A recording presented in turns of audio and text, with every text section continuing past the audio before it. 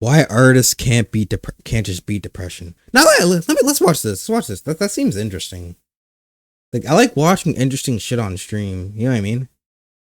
Like just like some random shit. You know. All right. Why artists can't just beat depression? All right. Let's watch. Okay. Then after this, I'm done. I'm done for the night.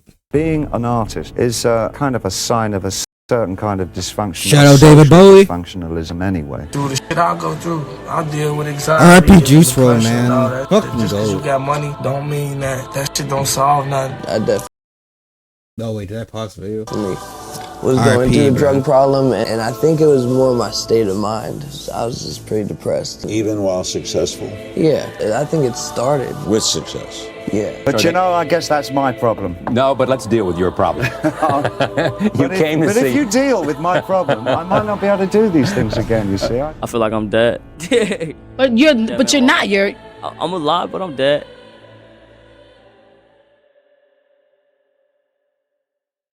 If you've made music or art for any amount of time, chances are you're familiar with the depressed artist That stereotype. Rich Amiri. Has saved my life. It almost goes without saying that if someone takes their art seriously and wants to make a living off of it, there's probably something wrong. I mean, it's completely sick and perverse, of course. But that's what drives you, is you want to give. Millions Whoa, wait, I missed that one part. Whoa, wait. You saying what? without saying that if someone takes their art seriously, artist stereotype. Music has saved my life. It almost goes without saying that if someone takes their art seriously and wants to make a living off of it, there's probably something wrong. I mean, it's completely sick and perverse, of course. Okay, I can understand that though, but I wouldn't say that's the same like for everybody though. Like some people just literally just want to show their art and like be rich off of it and like be successful off it though. Like I don't think it's always like linked to depression every time, but like it's just very common that it is. But I don't think that it's like that for literally everybody trying to make art though. Of course. But that's what drives you. Shout out is Bjork. you want to give. Millions of artists on drugs, stuck in their studios, who can't face reality. And today, this problem is even worse with things like social media, live streaming, and all the new opportunities that actually make this existence possible for artists. But that's Then again though, like these people are kind of bound to be depressed if you really think about it though, because like bro, because like people just care about their music. People don't really care about what they're doing, what they're going through. They just want music from them like every time. You know what I mean? And like they can't really live normal lives anymore just because of like fame and like just like weird people just like coming up to them and shit and like paparazzi and shit. And just all that crazy shit. You know what I mean? It's like if you're just living a life like that where like people literally don't care about you, just care about like what you're gonna drop and what music they're gonna give. Like dropping shit, right? Then they're bound to like pretty much be depressed, not gonna lie. But then again, like though, I don't think everybody in this is from depressed. Some people might just enjoy that. Just enjoy sharing like what they want to do for real and enjoy that life of being like, you know what I mean? That's successful. exactly the problem. Numerous artists at the top of the industry using their depression as their fuel. They're stuck because what once was a coping mechanism is now their career. How often do you still battle with depression? Oh, I'm always depressed, all the time. Do you feel that you're happier right now than when you were broke or not really? Sometimes. I had to stop because I had everything and I was absolutely broken inside. We all know by now that success doesn't change anything, but why do we still fall into this trap? It's almost like we have no choice. We hit a breaking point and the only way out is to make our dream a reality. Artists convince themselves that the suffering they're experiencing is the key to their success, that through pain, something great will emerge. But that's a lie. We cling to this idea that suffering breeds greatness, even going out of our way to seek pain, thinking it's the birthplace of creation. And in a way, we're desperate for that validation. We believe that despite putting in less work, our suffering alone will carry us through. That's the delusion. We're taught that to create, we must suffer for what we love. And while that might be true in small doses, it becomes a prison when it's all we think about. When work becomes an obsession, it destroys us. Without new ideas, we get stuck. Our creativity dries up, and yet we isolate ourselves even more, thinking that will help us. But in reality, it just deepens the problem. Other people's input, their feedback, it's what shapes our art. And when we close ourselves off, we lose our way. And that's when the angel appears. It promises anything to pull us away from our work. At least, that's what we think. The real issue is the angel offers an escape from our deepest problem, the one we refuse to confront. And it's this avoidance that keeps us from doing what we love most. We think resistance is the problem, the thing keeping us from creating. But the truth, we can only focus on our work when we solve the real issues in our lives. Today, the biggest obstacles are social media and modern distractions. If things are good, great, no problem. If things are bad, great, activation energy to go and make them good. If things are just about passable, you end up being comfortably numb.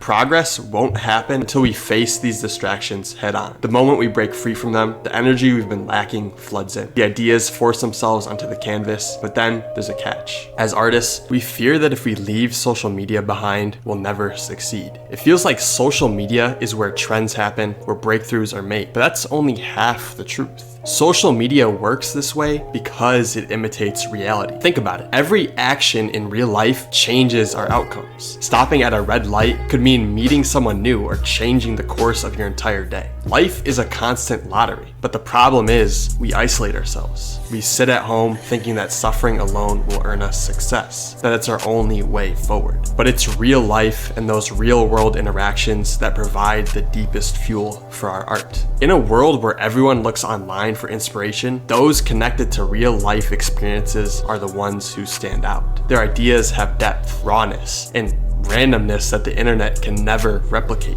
Everything on social media has already been validated by millions of others. It just gets diluted. Even when we try to explore, we end up stuck in echo chambers. But in the real world, you interact with people who have completely unique experiences. Social media is just a hollow reflection of that. Yet, we cling to it. We cling to social media as our resistance. We believe that suffering through the algorithms and empty feedback will push us to success. But it just won't. When we let go of social media, we realize just how much time we've been wasting. That imaginary lens through which we view the world shatters. But then we're left with just the work. And that's terrifying. Changing your sense of self starts with shattering your perception of yourself. It's not about building something new. We got to break apart this pot before we reform it. And the simplest way to do that is to do something that's impossible. There's a reason why so many artists use suffering as their creative fuel. That feeling of emptiness is not just a void, it's freedom. Emptiness creates space for something new. Why does that keep posting videos of Sneeko though? Like what? Like, what the fuck does Sneeko have to do with this? Like, why out of everybody? Like, what?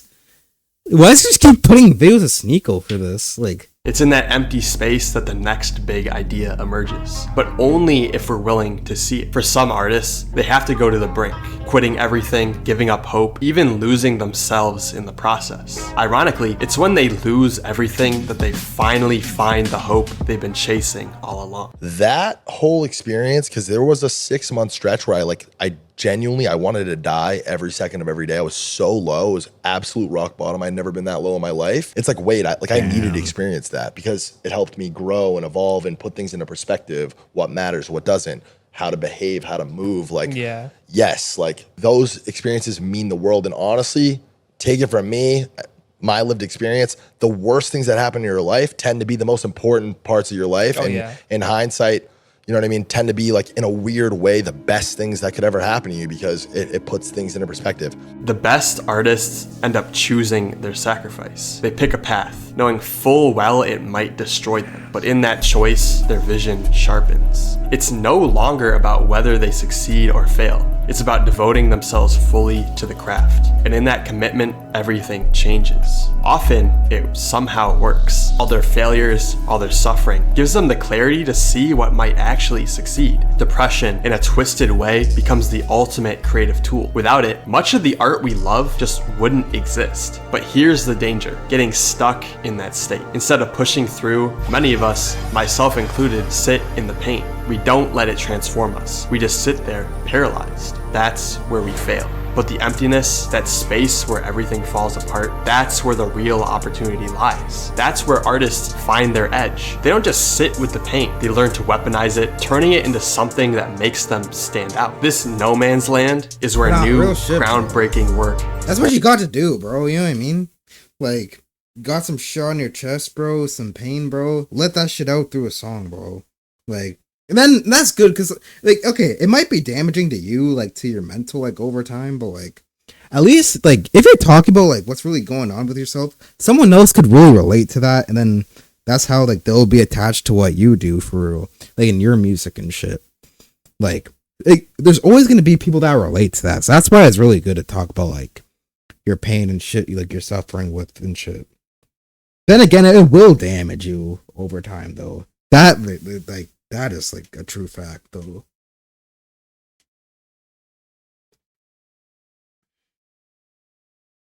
It's where your individuality collides with what the world craves, creating something impactful and fresh. Only those who are familiar with chaos, those whose minds are as chaotic as the world they find themselves in, dare to enter this space. And they survive because they know it. They've lived in it their entire lives. When you stay in that space long enough, the answers come. It's the zone where the rules no longer apply, where what seems impossible becomes reality. It's that last 1%, the part no one else reaches for, that changes everything. Because the most successful artists have mastered themselves, the world ends up bending to their will. And depressed artists, they have some of the deepest self-knowledge out there, and that's what gives them their edge.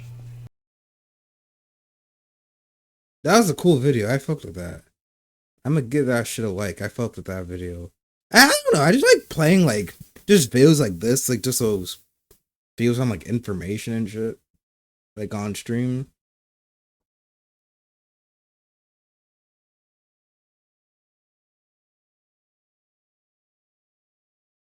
But I think I'm gonna head off though. I had fun on this stream. Thank y'all for joining in.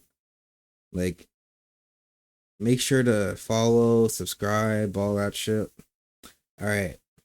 I'll probably stream maybe tomorrow. Okay, no, not. I don't think tomorrow. Wait. Oh, okay, maybe tomorrow, but not Sunday. Not Sunday. Maybe tomorrow or Monday for sure. I'll be on stream.